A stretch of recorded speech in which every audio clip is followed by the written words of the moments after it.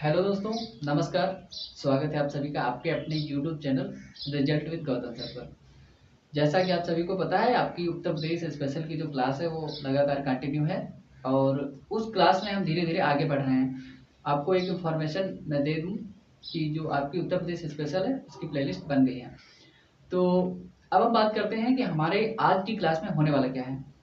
आप लोग जितने भी लोग हैं क्लास को देख रहे हैं, प्रॉपर ढंग से कर रहे हैं क्लास को, सभी लोग, हम यही सभी लोगों से कहेंगे कि मतलब अपनी क्लास का रिवीजन साथ साथ में करते चलें और उसको अगर एक बार में ना हो पाए तो दोबारा देखने की प्रयास, अगर एक बार नहीं हो पाता तो दोबारा देखने का प्रयास करें और दोबारा देख लें। बहुत ज़्यादा लंबी वीडियो होती नहीं है, 40 मिनट 35 मिनट ऐसा वीडियो होता है, मैक्सिमम 50 मिनट के आसपास वीडियो रहता है और इससे ज़्यादा नहीं। आधे घंटे 40 मिनट का वीडियो रहता है और इसमें देखने में कोई ज़्यादा टाइम तो लगता नहीं, आप वक्त पर करके देख सकते हैं। ठीक है, तो चीज़ें अभी तक जो चल रही थी वो प्रॉपर चल रही हैं। आप सभी लोग इतना सहयोग कर रहे हैं, बहुत बहुत सभी का धन्यवाद। और आज की क्लास में हम जब देखने वाले हैं कि जो आपके उत्तर प्रदेश राज्य में मतलब जो महाविद्यालय थे, यूनिवर्सिटी थी, वो कल की क्लास में हो गई थी। शैक्षिक जो प्रणाली शिक्षा व्यवस्था कैसी थी वो भी कल हो गई थी। आज की क्लास में हम देखने वाले हैं हमारे यहाँ पर जो माध्यमिक शिक्षा विद्यालय हैं वो कितने हैं, माध्यमिक शिक्षा विद्यालय मतलब कितने हैं, स्थापना, और हमारे कहीं ना कहीं जो आपके सेंटर और पार्क, सिटी सिटी पार्क, कौन से पार्क कहाँ पर हैं, इनका हम आज मतलब ठीक ढंग से अध्ययन करेंगे कि मतलब हमारे कौन कौन से सिटी, कौन कौन से पार्क कहाँ पर हैं, कौन सी सिटी में कौन कौन से पार्क अवस्थित हैं। ऐसा दूसरी बात ये रहेगी आज की क्लास की कि जो हमारे उच्च शिक्षा माध्यमिक विद्यालय हैं उनके, और उसमें भी प्राथमिक शिक्षा जो विद्यालय हैं उनकी भी हम यहाँ पर बात करेंगे कि मतलब कितने हैं, और कई सारी हमारी शिक्षा से रिलेटेड जो हमारी योजनाएं हैं उनके बारे में बात करेंगे। उसका कारण ये है कि वो योजनाएं कहीं ना कहीं उनकी डेट जो है वो महत्वपूर्ण रहती है। जैसे मिड डे मील योजना हो गई आपकी, ठीक है, और साक्षर भारत कार्यक्रम जो जो चला था उत्तर प्रदेश में कब लागू हुआ, मतलब ये सारे के सारे फैक्ट जो होंगे आज कवर होंगे हमारे। तो सबसे पहले अब हम जानेंगे कि उत्तर प्रदेश की हेडिंग डालेंगे आप लोग, और हम भी हेडिंग डालते हैं प्राथमिक उत्तर प्रदेश की उत्तर प्रदेश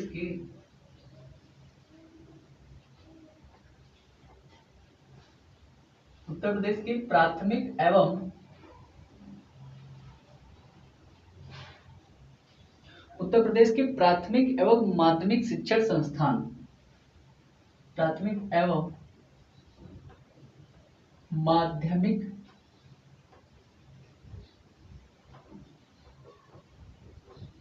शिक्षण संस्थान मतलब कौन कौन से हैं और कितने हैं।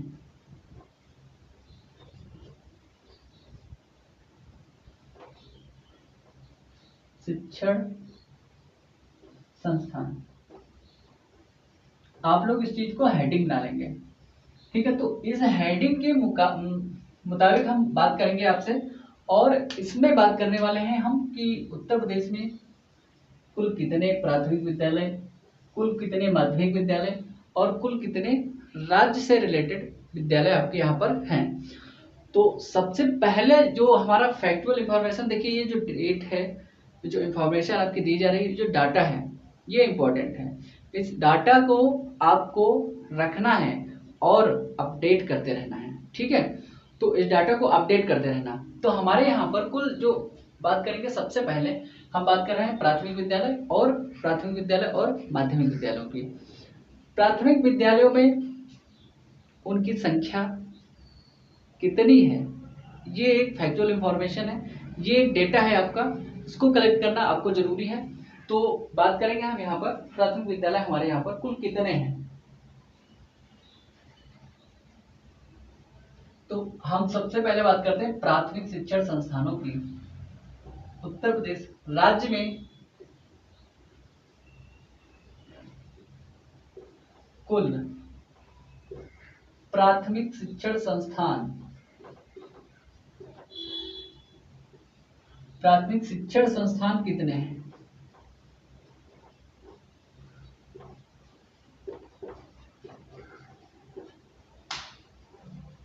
देखिए, प्राथमिक शिक्षण संस्थान का मतलब आप समझ रहे हैं, जो प्राथमिक विद्यालय हैं वो कुल कितने हैं, प्राथमिक विद्यालय प्राइमरी वाले वो कुल कितने हैं, मतलब इनकी टोटल संख्या हमारे यहाँ पर कितनी है।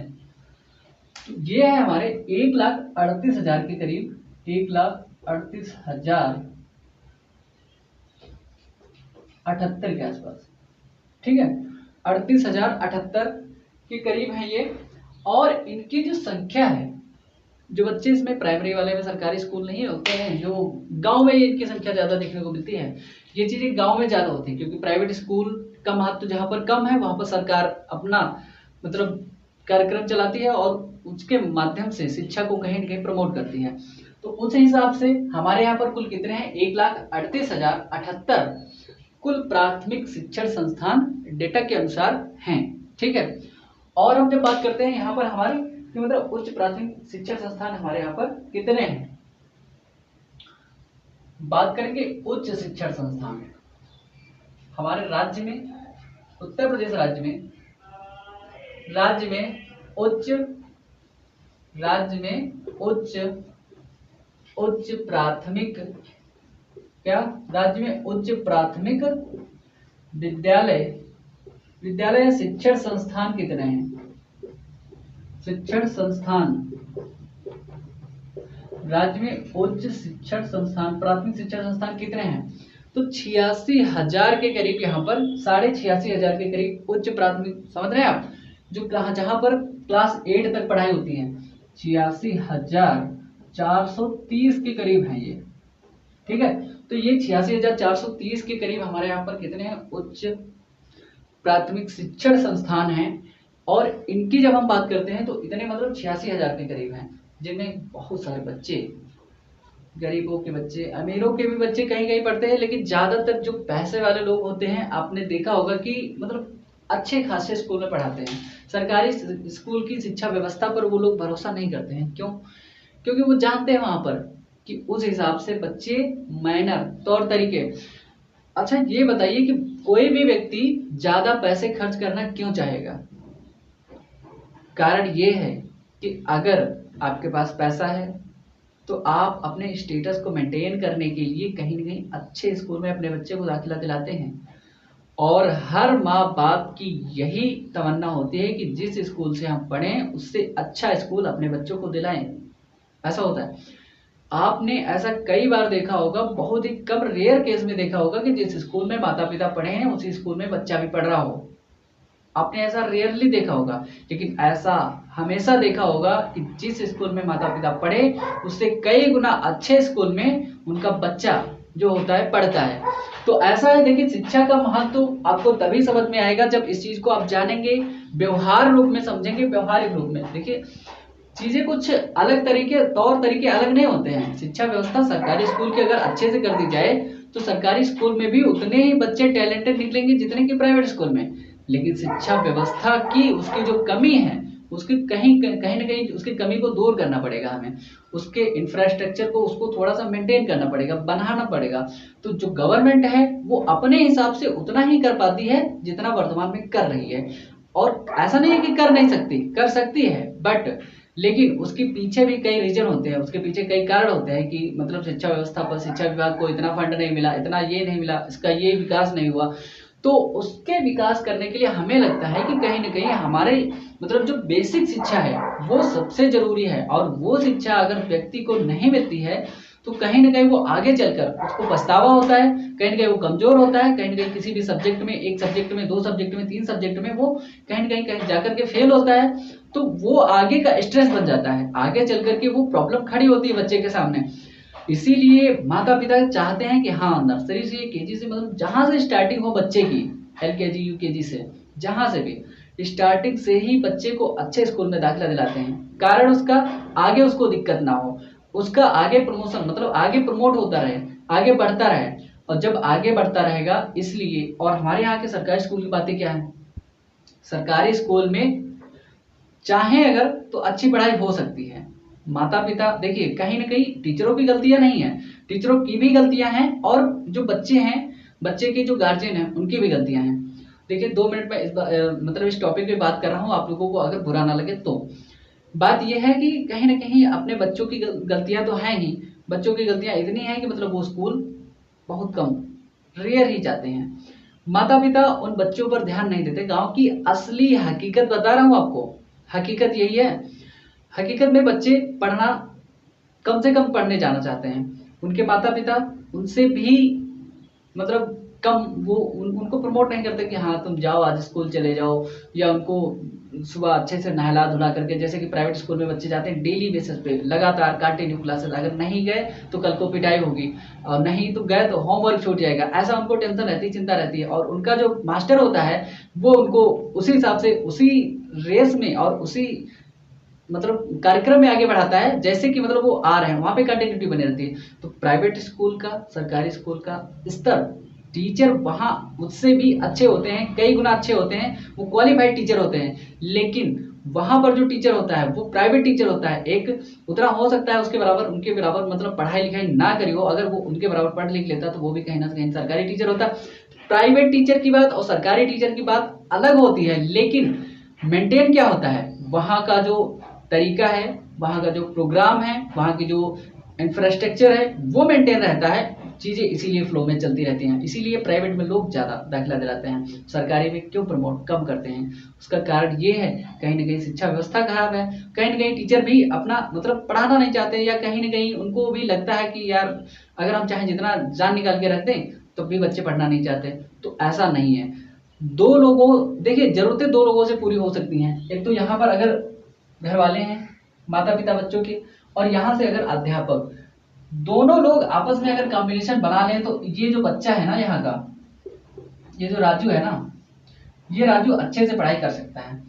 अब राजू पढ़ाई तभी कर पाएगा जब माता पिता और वो उसके अध्यापक उसको अच्छी शिक्षा देंगे। अकेला राजू तो ऐसे पढ़ाई कर नहीं सकता। राजू का कारण ये है कि भाई राजू स्कूल जा सकता है, बहुत ज्यादा है, स्कूल जा सकता है, स्कूल जाएगा, वहां पर अगर व्यक्ति, अगर टीचर अच्छा है, अच्छा बर्ताव करेगा, अच्छा बर्ताव करने के साथ साथ में उसको रोज डेली बेसिस पे अच्छा पढ़ाएगा, डेली बेसिस पे होमवर्क देगा, डेली बेसिस पे उसका चेक करेगा, उसको डेली होमवर्क देने के साथ में, चेक करने के साथ में उसको ये भी बताएगा कि चीजें वर्तमान में कैसे चल रही हैं, समझाएगा कि उस दिमाग के हिसाब से, उस बच्चे के दिमाग के हिसाब से अगर टीचर समझाए सही से तौर तरीके से, तो बच्चे का भी मन लगेगा और बच्चा भी जाएगा स्कूल। ऐसा नहीं है कि प्राइवेट स्कूल में बच्चे डर के मारे ही जाते हैं, नहीं। प्राइवेट स्कूल में वो तौर और तरीके सिखाए जाते हैं, वो संभावनाएं होती हैं बच्चे के स्कूल आने की, वो काफी मतलब प्रमोट करते हैं कि हाँ ऐसे बच्चा मतलब कि कौन कौन से तरीके हैं जिनसे कि मतलब बच्चा मतलब स्कूल आए और उसका फ्लो ना टूटे, और दूसरा डर भी रहता है। यहाँ सरकारी स्कूल में क्या होता है ना, तो वहां पे डर है ना तो कोई दिक्कत है। अगर एक दिन गया दूसरे दिन नहीं गया तो कोई प्रॉब्लम नहीं है, कोई पूछता ही नहीं टीचर कि हाँ तुम कल क्यों नहीं आए थे। ऐसा रेयर केस में होता है कि 2 ही 4 में मतलब पूछा जाए। हकीकत तो यही है। स्कूल में अगर गांव के स्कूल में अगर आपने पढ़ाई करी है, अगर आप गांव के स्कूल से जुड़े हुए हैं और आपने गांव के बच्चों को देखा है, तो आपने ऐसा जरूर महसूस किया होगा, देखा भी होगा। तो इस टॉपिक को हम छोड़ते हैं, प्राथमिक विद्यालय और माध्यमिक विद्यालय पे बात करते हैं। अगर किसी को बुरा लगे, कोई भी अगर अध्यापक अगर ऐसा करता हो, तो मेरी तरफ से माफी है, और वो इस चीज को अन्यथा ना ले। बाकी देखिए चीजें जो चल रही हैं, सिस्टम की गलती नहीं है, गलती सिस्टम की है ही नहीं। कहीं ना कहीं दोनों तरफ से ताली एक हाथ से नहीं बजती, दोनों हाथ से ताली बजती है। तो इसलिए कमियां कहीं ना कहीं उधर भी हैं, कमियां कहीं ना कहीं इधर भी हैं। तो इसलिए शिक्षा व्यवस्था कहीं ना कहीं कमजोर पड़ जाती है, और ये जो चीजें हैं अच्छे से फ्लो में चीजें नहीं चल पाती हैं। और लोग क्या कहते हैं कि सरकारी स्कूल में पढ़ाई नहीं होती है, प्राइवेट स्कूल में अच्छी पढ़ाई होती है। ऐसा कुछ नहीं है। अगर पढ़ाना चाहोगे, माता पिता चाहेंगे बच्चे के, वो पढ़ा सकते हैं, और वो अगर ना चाहें तो कोई दिक्कत ही नहीं है। तो हम बात करते हैं यहाँ पर, हमारे यहाँ पर कि माध्यमिक शिक्षण संस्थान कितने हैं राज्य में। राज्य में माध्यमिक शिक्षण संस्थानों की संख्या कितनी है। माध्यमिक शिक्षण संस्थान, शिक्षण संस्थान, अगर आप हाई स्कूल कर चुके होंगे तो आपने देखा होगा आपकी मार्कशीट पर लिखा होता है कि मतलब कक्षा 10वीं की मार्कशीट पर लिखा होता है माध्यमिक शिक्षण परिषद, ठीक है। तो जो माध्यमिक शिक्षण संस्थान है वो कक्षा 10वीं तक के हैं, वो हमारे यहाँ पर कितने हैं, लगभग 27 से 28 हजार के करीब, 27,806 के करीब हैं यहाँ पर इनकी संख्या। तो ये कितने हैं माध्यमिक शिक्षण संस्थान, कितने हैं 27,806 के करीब। ठीक है, तो 27,000 के करीब, मतलब मान के चलिए कि 28,000 के करीब हमारे यहाँ पर क्या है, माध्यमिक शिक्षा संस्थान है। एक फैक्ट और आप नोट करेंगे कि राज्य, उत्तर प्रदेश राज्य में राज्य शैक्षिक, उत्तर प्रदेश में मतलब राज्य में शैक्षिक जो परिषद है, शैक्षिक प्रशिक्षण परिषद जो आपकी मतलब बनाई गई थी, वो कहां पर बनाई गई थी? शैक्षिक अनुसंधान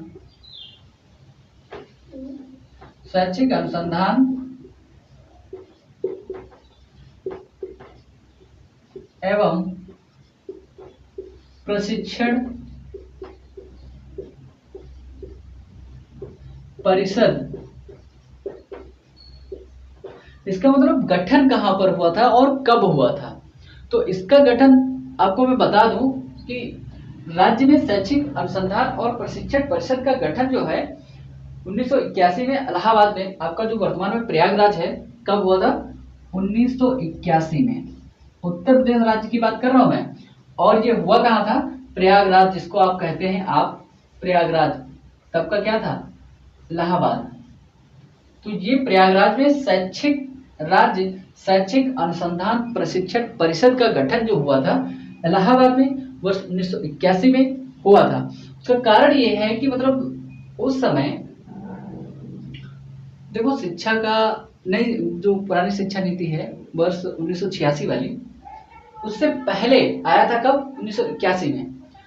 तो राष्ट्रीय शिक्षा नीति 1986 की है, वो बाद में बनाई गई है, लेकिन ये 1981 में पहले आ चुका है प्रशिक्षण, ठीक है, परिषद जो आपकी है, इसको आप नोट करेंगे।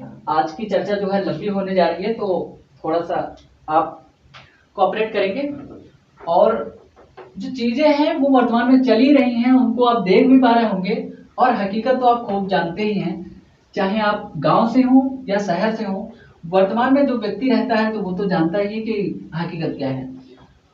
और हम किसी की भी बात करें, किसी को भी मतलब गलत तो नहीं ठहरा सकते, जबरदस्ती किसी पे की नहीं जा सकती, क्योंकि कोई कहेगा कि हमारे पास पैसा इतना नहीं है तो हम सरकारी में पढ़ाते हैं या प्राइवेट में पढ़ाते हैं। जिसके पास पैसा है वो तो पढ़ाएगा ही। और देखो, बात ये भी होती है कि व्यक्ति पढ़ाने के लिए या पढ़ने के लिए जब क्लास 9th और 10th हो जाए, उसके बाद में उसको सेल्फ प्रमोट पे मतलब ध्यान देना चाहिए। अगर कक्षा 8वीं 10वीं के बाद में बच्चा पढ़ने लगा है और अच्छी खासी पढ़ाई कर रहा है, तो उसको कहीं ना कहीं अपने आप से पढ़ना चाहिए। माता पिता का फिर उसको फर्ज उसको अदा करवाने की जरूरत नहीं है, मतलब जबरदस्ती कोई माता पिता अपना फर्ज अदा करे, ऐसा नहीं करवाना चाहिए। तो एक आपका साक्षर भारत कार्यक्रम स्टार्ट हुआ था, साक्षर भारत कार्यक्रम, उसी से आप समझ लीजिए कि जो साक्षरता आपकी थी ना, उस साक्षरता को प्रमोट करने के लिए 1 अक्टूबर 2009 को हुआ क्या था कि मतलब 1 अक्टूबर 2009 को साक्षर भारत कार्यक्रम चलाया गया था। तो ये आप नोट कर लीजिए, मतलब ये क्वेश्चन आ सकता है कि साक्षर भारत कार्यक्रम कब स्टार्ट हुआ था? साक्षर भारत कार्यक्रम इसी से शिक्षा से जुड़ा हुआ है, कब स्टार्ट हुआ था? तो 1 अक्टूबर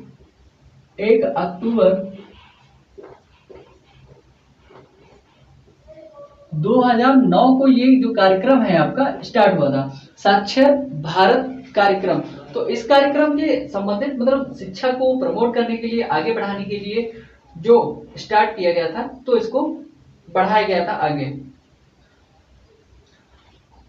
और एक बात और आप ध्यान रखिए कि शिक्षा अधिकार अधिनियम, शिक्षा अधिकार अधिनियम,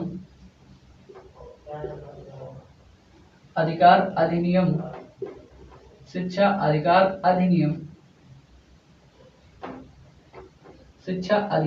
अधिनियम 2009 कब का है? ये 2009 का है। तो ये उत्तर प्रदेश राज्य में कब लागू हुआ था? शिक्षा अधिकार अधिनियम उत्तर प्रदेश राज्य में कब लागू हुआ था? तो ये आपका लागू हुआ था जुलाई 2011 में। जुलाई 2011 में ये लागू हुआ था। तो इसकी जब हम बात करते हैं कि शिक्षा अधिकार अधिनियम क्या है, शिक्षा का अधिकार आपने सुना है, ठीक है। तो वो जो शिक्षा का अधिकार है, तो शिक्षा के अधिकार से संबंधित ये जो उत्तर प्रदेश राज्य की बात हो रही है, तो उत्तर प्रदेश राज्य में ये जो अधिनियम है वो लागू हो गया था आपका जुलाई 2011 से। बात कर रहे थे हम शिक्षा मित्र योजना की। तो शिक्षा मित्र योजना आपकी कब स्टार्ट हुई थी? उत्तर प्रदेश में। तो शिक्षा मित्र योजना की बात करते हैं हम। शिक्षा मित्र योजना, तो आपकी जो शिक्षा मित्र योजना है ना, वर्ष 2001 में, वर्ष 2001 में लगभग चालू हुई थी, ठीक है। तो इसको आपको याद रखना है कि मतलब शिक्षा मित्र योजना कब लागू हुई थी या कब स्टार्ट हुई थी, इसको ध्यान रखना है, ठीक है। तो ये आपका फैक्ट के रूप में है। एक फैक्ट और है आपका, उत्तर प्रदेश राज्य में जो सर्व शिक्षा अभियान है ना, सर्व शिक्षा अभियान आपने देखा होगा, सर्व शिक्षा अभियान, सब पढ़े सब बढ़े, ये तो आपने खूब सुना ही होगा। तो सर्व शिक्षा अभियान उत्तर प्रदेश में कब जो है आपका स्टार्ट हुआ या लागू किया गया था? सर्व शिक्षा अभियान है ना, वर्ष 2001 में, वर्ष 2001 और 2 में इसको स्टार्ट किया गया, लागू किया गया और इसको चालू किया गया, ठीक है। सर्व शिक्षा अभियान की बात कर रहा हूं मैं, सर्व शिक्षा अभियान, ठीक है। आप एक योजना का नाम सुने होंगे और खाए भी होंगे, और हमने भी खूब खाई है, मिड डे मील, ठीक है। मिड डे मील योजना, इसके बारे में तो आपने खूब सुना ही होगा। तो ये आपकी स्टार्ट हुई थी उत्तर प्रदेश राज्य में 1 सितंबर 2004 को। कब? 1 सितंबर 2004 को मिड डे मील योजना उत्तर प्रदेश राज्य में स्टार्ट की गई थी, या शुरुआत की गई थी, या चालू की गई थी, ठीक है। तो इसको आप नोट कर लीजिए फटाफट, और उसके बाद में देखते हैं हम कि हमारे पास और क्या बचा है। हमारे जो उत्तर प्रदेश राज्य है ना, उत्तर प्रदेश राज्य में कुछ संस्थान शिक्षा से संबंधित स्थापित किए गए थे। कुछ चीजें मैंने आपको बता दी हैं कि मतलब किसके आयोग का मैंने क्लास ले लिया है, उसको आप देख लेंगे कौन कौन से आयोग हैं। उन आयोगों से संबंधित, उनके गठन से संबंधित क्वेश्चन आता है, और उसको आप नहीं छोड़ेंगे, उसको जरूरी है देखना, ठीक है। तो अब हम बात करते हैं यहाँ पर माध्यमिक शिक्षा निदेशालय आपका कहाँ पर है? माध्यमिक, हमारा जो शिक्षा निदेशालय कहाँ पर है? माध्यमिक शिक्षा निदेशालय, और उसकी स्थापना शिक्षा निदेशालय।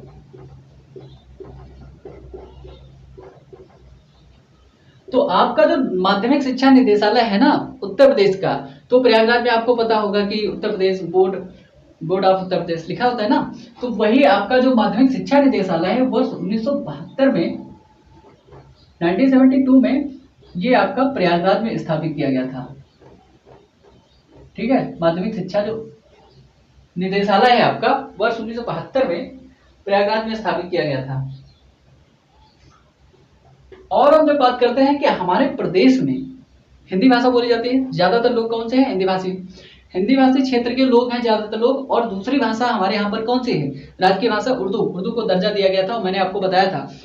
और हिंदी को प्रमोट करने के लिए हमने मतलब अभी हिंदी दिवस मना लिया ना 14 सितंबर को, तो हिंदी दिवस भी मनाते हैं हम लोग। हिंदी को प्रमोट करने के लिए वर्तमान में बहुत सारे कार्यक्रम चल रहे हैं, प्रधानमंत्री से लेकर के मुख्यमंत्री से लेकर के अन्य मतलब जिला पंचायत तक की। तो जो शिक्षा निदेशालय है आपका, ये तो हो गया प्रयागराज में।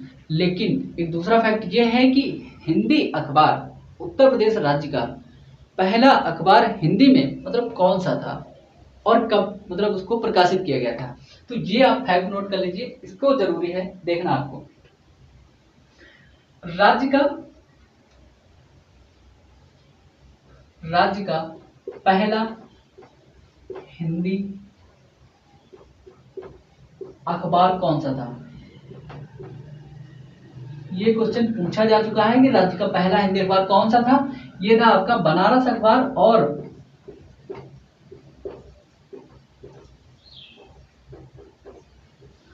वर्ष 1845 में इसको प्रकाशित किया गया था, बनारस अखबार को। उसका कारण क्या था? उसका कारण ये था कि जब 1845 के आसपास जब आप देखेंगे तो कौन सा था, अंग्रेज थे। तो अंग्रेजों को कहीं ना कहीं इधर उधर या उनको जागरूक करने के लिए या अपनी बात को रखने के लिए कई सारे अखबार प्रकाशित किए गए होंगे ना। तो उनमें से जो पहला अखबार हिंदी का था वो 1845 में बनारस अखबार था। और यहीं पर बात करेंगे हमारी, क्योंकि द्वितीय राजभाषा है कौन, उर्दू, तो उर्दू की भी हम यहीं पर बात कर लेंगे। तो बात यह है कि राज्य का पहला उर्दू अखबार कौन सा था? राज्य का पहला उर्दू अखबार कौन सा था? राज्य का पहला उर्दू अखबार कौन सा था? तो देखिए बात यह है कि राज्य में पहला उर्दू अखबार सरदल अखबार था, लेकिन वही 1845 में जहां पर ये बनारस अखबार था, सरदल अखबार लिख लेंगे आप, सरदल अखबार। अखबार का नाम आपने जानते हैं ना, अखबार यही जो आता है वर्तमान। सरदल अखबार जो था आपका राज्य का पहला उर्दू अखबार था, और इस उर्दू अखबार को वर्ष 1846 में प्रकाशित किया गया था। ठीक है, वर्ष 1846 में प्रकाशित किया गया था। उसके बाद में हम कुछ चीजें और जानेंगे।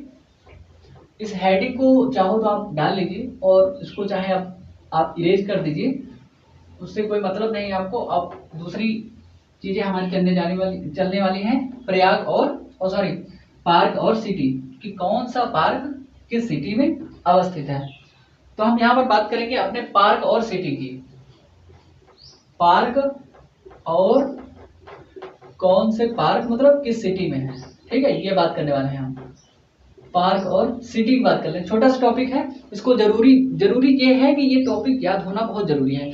यहां से कई बार क्वेश्चन निकलता है और निकलता है, तो ये महत्वपूर्ण है, इसको आपको याद रखना जरूरी है। तो सबसे पहला आपका जो बात करेंगे हम यहाँ पर, आपका नॉलेज पार्क। नॉलेज पार्क की बात करेंगे तो नॉलेज पार्क आपका कहां पर है? ये है आपका ग्रेटर नोएडा में। कहां पर है? ग्रेटर नोएडा में नॉलेज पार्क, ग्रेटर नोएडा। ठीक है, तो ये है आपका ग्रेटर नोएडा में। तो देखिए नॉलेज पार्क का मतलब क्या है? ज्ञान से संबंधित, बहुत से प्रकार का ज्ञान है। तो कई प्रकार का ज्ञान, नॉलेज से संबंधित, जानकारी से संबंधित। यहीं पर आपका पहला जो साइंस पार्क है, पहला साइंस पार्क, ये कहाँ है? पहला जो साइंस पार्क है आपका, ये है आपका गाजियाबाद में। गाजियाबाद, जिला गाजियाबाद, GZB। ठीक है, तो जो जिला गाजियाबाद है आपका, जिला गाजियाबाद में फर्स्ट साइंस पार्क की स्थापना की गई। और आपका जो दूसरा साइंस पार्क है वो कहां पर है? ये इंपॉर्टेंट है, ये आपके लिए इंपॉर्टेंट है। सेकंड साइंस पार्क कहां पर अवस्थित है, ये जरूरी है। ये है आपका गोरखपुर, ये हाल ही में बना है। ठीक है, निर्माणाधीन था, शायद बन गया है। तो गोरखपुर में जो दूसरा साइंस पार्क है उसकी स्थापना की गई है। ठीक है, जो सेकंड। और बात करते हैं हम कि आपका डिफेंस पार्क कहां पर है? नाम तो सुना ही होगा, डिफेंस पार्क ये है आपका 3 शहर कह लीजिए या जिले कह लीजिए, जिले तो कानपुर जिला, ठीक है। तो बात करेंगे हम कहां कहां पर है डिफेंस पार्क। तो ये है आपका पहला नंबर है राजधानी लखनऊ, पहला नंबर है राजधानी लखनऊ डिफेंस पार्क बना हुआ है। ठीक है, आपको ये याद रखना चाहिए, अभी मतलब एक पार्क पूछा गया था। ठीक है, तो दूसरा है आपका यहीं पर आपका लखनऊ का पड़ोसी कानपुर, और तीसरा है आपका कानपुर का दूसरा पड़ोसी झांसी, ललितपुर वाला झांसी, झांसी की रानी वाला झांसी। तो तीन जगह पर क्या है, डिफेंस पार्क है, डिफेंस पार्क, याद रखना इसको, डिफेंस पार्क है, ठीक है। इसको नोट कर लेंगे आप लोग शायद अभी। एक नोट और कर लीजिए फैक्ट, यहाँ पर आपका लेदर पार्क कहाँ पर है, लेदर पार्क नाम अगर आपने सुना है तो अच्छी बात है, अगर नहीं सुना है तो आपको याद रख लेना चाहिए। ये है आपका आगरा, जहां पर अवस्थित है शाहजहां का ताज मुमताज महल, ठीक है। तो आगरा में आपका क्या है, लेदर पार्क है। उसके बाद में इसको आप नोट कर लेंगे, और नोट करते हुए आगे बढ़ेंगे। साइंस पार्क हो गया, फर्स्ट वाला गाजियाबाद में है, सेकंड वाला गोरखपुर में निर्माणाधीन था, वो बन गया है शायद। और तीसरी बात डिफेंस पार्क, तीन जगह पर, लखनऊ, कानपुर और झांसी। और ये आपका रहा लेदर पार्क, और लेदर पार्क कहां पर है, धरोहर शहर कहां पर, आगरा में, ठीक है। तो एक चीज और आप देखेंगे, यहाँ पर एक क्वेश्चन और आता है, यहाँ पर टेक्सटाइल पार्क कहां पर अवस्थित है, टेक्सटाइल पार्क। तो जो आपका टेक्सटाइल पार्क है ना, टेक्सटाइल मतलब होता क्या है, टेक्सटाइल, टेक्सटाइल का क्षेत्र जो होता है काफी बड़ा क्षेत्र होता है, और इससे संबंधित जो पार्क है हमारे दो शहरों में है, एक तो रहा आपका कानपुर और दूसरा रहा आपका वाराणसी। दो जगहों पर आपका क्या है, टेक्सटाइल पार्क है, वाराणसी में, ठीक है। तो दोनों जगह पर टेक्सटाइल पार्क कहां पर अवस्थित है, कानपुर और वाराणसी में।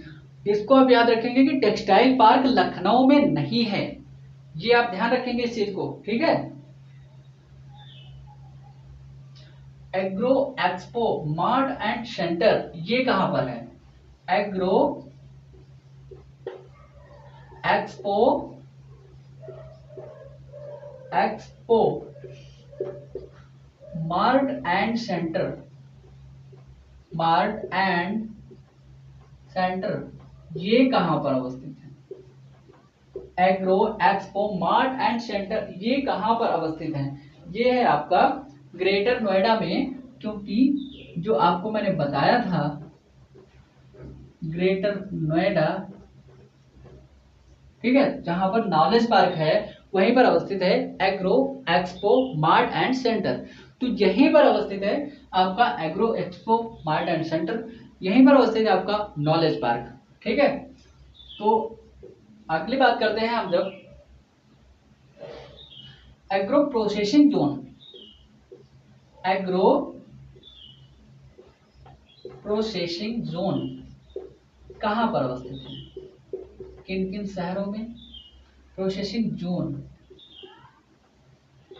कहां पर अवस्थित है। देखो एग्रो प्रोसेसिंग जोन जो होते हैं आपके एग्रीकल्चर से संबंधित होते हैं, एग्रीकल्चर से संबंधित होते हैं, क्योंकि ये जो है आपके लखनऊ, वाराणसी, हापुड़ और सहारनपुर में आपके अवस्थित हैं।